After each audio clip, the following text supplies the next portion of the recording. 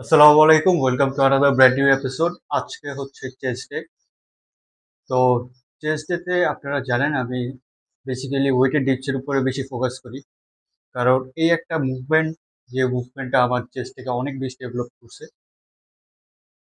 তো কোনো মানে আছে না, মানুষের এক একজনের একটা পছন্দের এক্সারসাইজ থাকে, আর ওইটাতে যখন আপনি আস্তে আস্তে প্রোগ্রেস করবেন তখন আপনার কাছে দেখবেন অনেক ভালো লাগতেছে। অনেকে আছে বেঞ্চ প্রেস ফেভারিট এক্সারসাইজ, চেষ্টা করবেন যেহেতু ফেভারিট এক্সারসাইজ আছে এগুলোতে প্রোগ্রেস করার, জিনিসটা ট্র্যাক করার, তাহলে অনেক বেশি দেখবেন যে অনেক বেশি মজা পাবেন জিম করতে, এক্সারসাইজ করতে।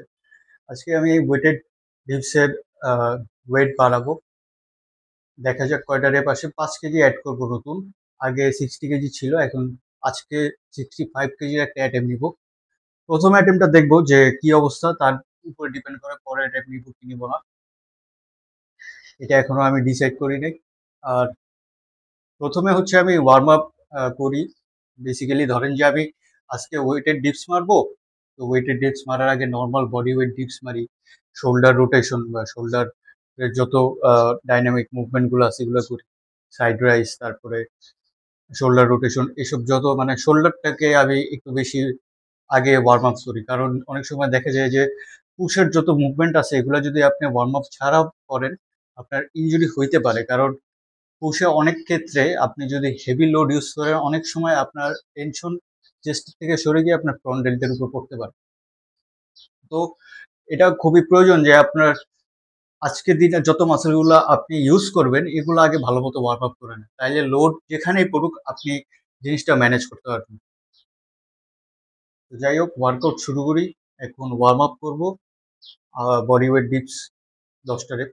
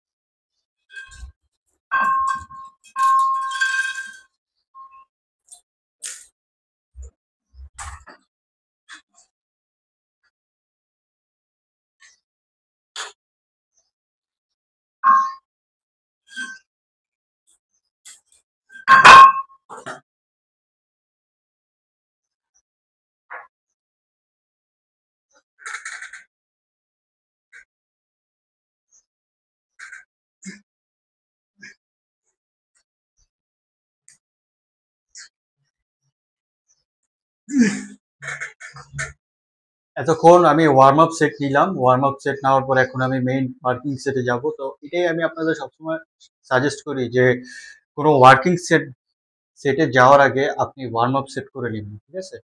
অনেক সময় আমরা দেখি না যে, আমি যেটা দেখি আর কি জিমের মধ্যে, যে আপনারা অনেকটা এভাবে ওয়ার্কআউট করেন যে 3 সেট, প্রথম সেটে 15টা, পরের সেটে 12টা, পরের সেটে 8টা, অথবা 3টা সেটই করেন 12টা করে।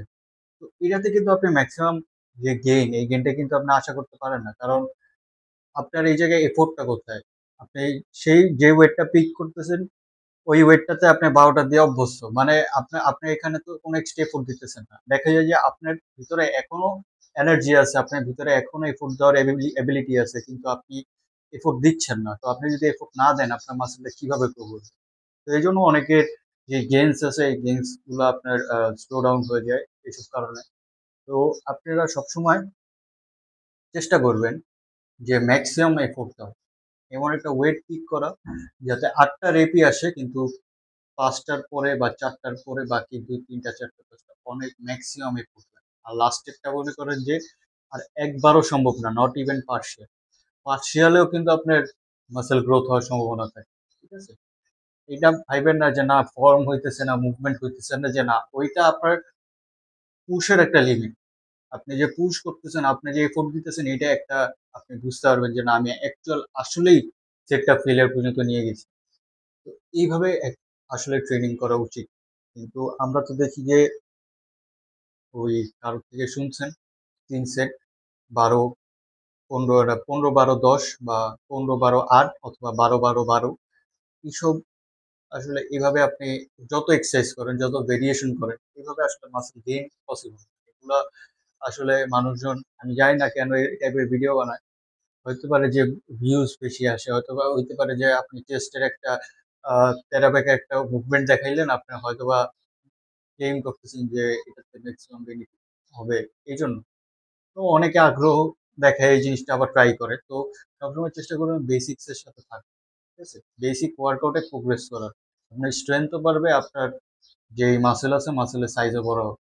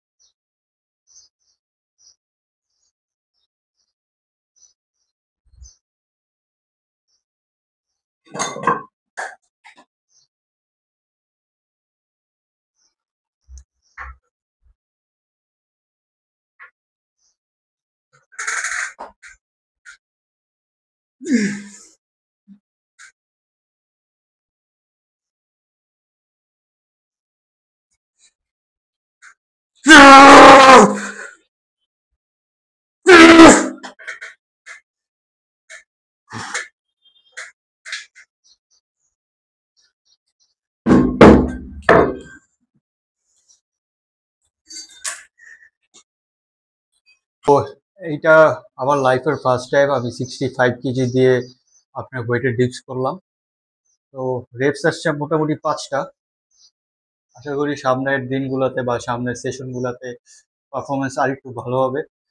আর যেহেতু লাইফের ফার্স্ট টাইম, আমি এর আগে কোনোদিনও 65 কেজি অ্যাটেম্প নেইনি। এটাই আজকে হচ্ছে লাইফের ফার্স্ট। ফর্ম একটু কনসিডার হইতে পারে, বাট এটা অ্যাকচুয়ালি আমি মনে করি যে আসলে আপনার এক্সারসাইজটা আপনার কাছে কঠিন, আপনার ফর্ম 19-20, তার মানে বুঝতে হবে যে না আপনি মোটামুটি চেষ্টা করতেছেন এখানে প্রোগ্রেস করার। আপনার বডি খুবই মনে করেন যে খুবই স্মার্ট। আপনি কয়েকদিন 3 সপ্তাহ 4 সপ্তাহ এই ওয়েট দিয়ে প্র্যাকটিস করা শেষ হয়ে যাক, পরে দেখবেন যে আবার ফর্ম ঠিক হয়ে গেছে, ডেপথ আবার আগের মতো হয়ে গেছে। আমি আগে মনে করেন 30 কেজি দিয়ে পারতাম না, 30 কেজি দিয়েও মনে হইতো যে না অনেক কঠিন, আগে বডি ওয়েট দিয়েও পারতাম না। বডি ওয়েট দিয়ে মারার পরে মনে হইতো যে না মানে ফর্ম ঠিক ঠিক আছে। বাট আমি যখন বারবার মনে করেন যে প্র্যাকটিস করতেছি, দেন হচ্ছে আমার মনে করেন ফার্স্টে বডি ওয়েটে আমার ফর্ম ভালো হয়েছে, তারপরে ধরেন যে 10 কেজিতে আমার ফর্ম ভালো হয়েছে, 20 কেজিতে আমার ফর্ম ভালো হয়েছে, 30 কেজিতে। তো এভাবে যখন আমি অনেক প্র্যাকটিস করা শুরু করলাম, তারপরে হচ্ছে আমার ফর্ম ভালো হয়। তো ওয়ার্কআউটের মেইন যে রিজন যে আপনার ওয়ার্কআউট ফর্ম পার্শিয়াল, ভুল না। মানে আপনি সর্বোচ্চ ওয়েটেড ডিপসে কি বা নরমাল ডিপসে আপনি কি ভুল করেন? আপনি কিছুই ভুল করবেন না। হইতে পারে যে আপনি শোল্ডার সামনে নিয়ে আসতেছেন, এটা এক অ্যাঙ্গেল দিয়ে ভুল না, বাট অনেক সময় দেখা যায় শোল্ডার ছোট মাসল, ফ্রন্ট ডেল তো আরো ছোট মাসল। তো আননেসেসারি আপনার যে লোড, এই লোডটা শোল্ডারে পড়ে, তখন আপনার শোল্ডার ডিসলোকেট হওয়ার সম্ভাবনা থাকে। তো আপনার আগে জানতে হবে যে আপনার মাসেলে আপনি আগে ওয়েটটা ভালো মতো ডিস্ট্রিবিউট কিভাবে করবেন, কোন মাসেল কিভাবে কাজে লাগতেছে। এই জন্যই আমি বলি যে একটা দুইটা এক্সারসাইজ পিক করেন, একটা দুইটা এক্সারসাইজে প্রোগ্রেস করার চেষ্টা করেন। ওই 10-12টা এক্সারসাইজ করলে কোনোটাতেই আগাইতে পারবে না। ওই রেজাল্ট সবসময় দেখবেন যে প্রোগ্রেসের দিকেই আপনাকে রেজাল্ট দিবে। যত এক্সারসাইজ করবেন আপনার মাসল ড্যামেজ করবেন, কোনো এক্সারসাইজ ঠিক মতো আপনি প্রোগ্রেস ট্র্যাক করতে পারবেন না, কিছু করতে পারবেন না। এটা আমি বলতেছি যারা নর্মালি ফিটনেস লাইনের সাথে জড়িত, বাট যারা বডি বিল্ডিং করে তাদের জন্য এই টিপস না। তারা করেন আপনারা যেটা ভালো মনে করেন। আমার এটাতে কোনো বলার কিছু নাই, কারণ অনেক এক একজনের এক এক মেন্টালিটি, এক একজনের বডির কন্ডিশন এক এক রকম, এক একজনের গোলস এক এক রকম। যারা সিম্পল, যারা না স্বাভাবিক ওয়ার্কআউট করেন, জিমে যান, তাদের তাদের জন্য আমি বেসিক্যালি বলতেছি যে আপনারা দুইটা এক্সারসাইজ পিক করেন। দুইটাতে আপনারা, এখন আমি চেস্টের জন্য ফ্লাই তো করার আমার অপশনই নেই, আমি এখানে ফ্লাই কিভাবে মানব? তো তাই বলে কি আমার চেস্ট গ্রো হইতেছে না? অবশ্যই গ্রো হচ্ছে। তারপরে আমার ধরেন যে বলবেন যে ভাই আপনার তো ওয়েটেড ডিপস আপনি পার্শিয়াল মারতেছে। আচ্ছা পার্শিয়াল মারতেছে তো কি হয়েছে, আমার কি চেস্ট গ্রো করতেছে না? তো গ্রো করতেছে, কেন করতেছে এটা তো বুঝতে হবে যে কি জন্য করতেছে। আমি তো আমি ওয়ার্ম আপ সেট করার পরে আমি ওয়ার্কিং সেটে গেছি, ঠিক আছে? আর আমি যেভাবে আমি মানে প্রোগ্রেস ট্র্যাক করি, আমার স্টাইলটা এরকমই যে আমি একটা ওয়েটে অনেক প্র্যাকটিস করতে থাকি, তারপরে গিয়ে ওই ওয়েটটাতে আমার ফর্ম পারফেক্ট হয়, আমার ডেপ ঠিক হয়, আমার সবকিছু হয়। তো এই জন্যই আমি আমি তো যা আমার আমার কাছে মনে হয় যে এভাবে আমার মাসেলও গ্রো হইতেছে, আমার স্ট্রেংথও বাড়তেছে। আমি যদি অ্যাটেম্পটই না নেই, আমি যদি কিভাবে তাহলে বুঝবো যে এই ওয়েটটা দিয়ে কি আমি পারবো কি পারবো না? আপনি একবার অ্যাটেম্প দিবেন, আপনার ব্রেনে সিএনএস সিগন্যালে ওয়ার্কআউটটা থাকবে যে না আমি একবার মারতে পারছি। আপনার সেকেন্ড টাইম কোনো ভয় লাগবে না। এইজন্য আমি বলি 1 রেপ ম্যাক্সে যায়েন না। 1 রেপ অ্যাটেম্পে আপনি যায়নি না। 1 রেপ অ্যাটেম্প্ট আপনি আজকে করবেন, ২ দিন পরে বলবেন ভাই এই ওয়েট তো আমার দিয়ে উঠতেছে না। কেন উঠতেছে না? আপনার ব্রেইনের তো সিগন্যাল ওরকম যায়নি। যেকোনো জিনিস আপনি ভাই বারবার প্র্যাকটিস করবেন, আপনি জিনিসটা অনেক সুন্দর করে করতে পারবেন। আপনি হাতের লেখাও যদি অনেক বেশি লেখেন, আপনার হাতের লেখা ফাস্ট হবে, সুন্দর হবে। তো যেকোনো এই ওয়ার্ল্ডের যেকোনো কিছু আপনি যত বেশি প্র্যাকটিস করবেন, আপনি তত তাড়াতাড়ি বা তত ভালো হইতে পারবেন ওই পার্টিকুলার জিনিসটা।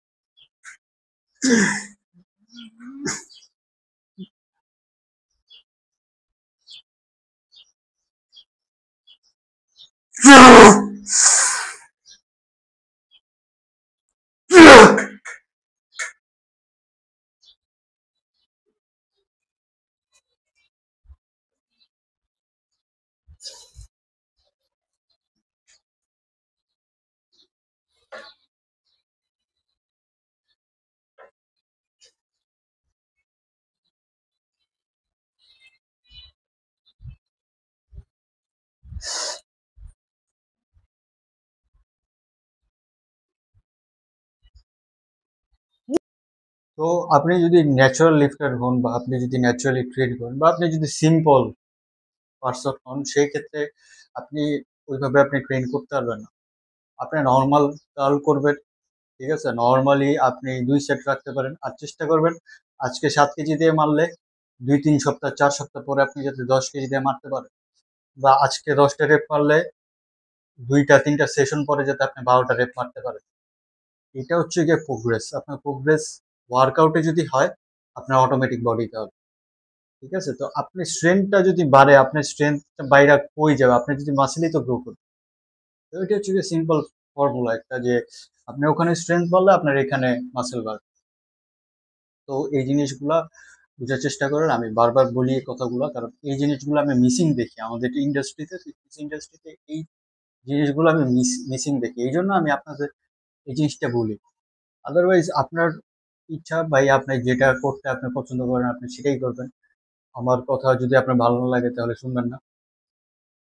বাকি আমি চেষ্টা করব যারা শুনে বা যারা শোনার চেষ্টা করে তাদেরকে হেল্প করার, আমার পক্ষ থেকে যতটুকু সম্ভব। আমিও একটা কালে এরকম সিঙ্গেল বডি পার্ট ট্রেন করছি, ডাবল বডি পার্ট ট্রেন করছি। এখন এসে আমি বুঝতেছি যে ওগুলো আমি ওয়েস্ট করি নাই, বাট এক্সপিরিয়েন্স করছি। এক্সপিরিয়েন্স আপনার কোনোদিনও বৃথা যায় না, এই জিনিসটা মনে রাখবেন। যাই হোক, এখন সাইড ডেল ট্রেন করি, এরপরে আমার ওয়ার্কআউট শেষ। তারপরে পুজিং করবো, আজকে দেখাবো আজকে পাম্পটা কিরকম আসছে।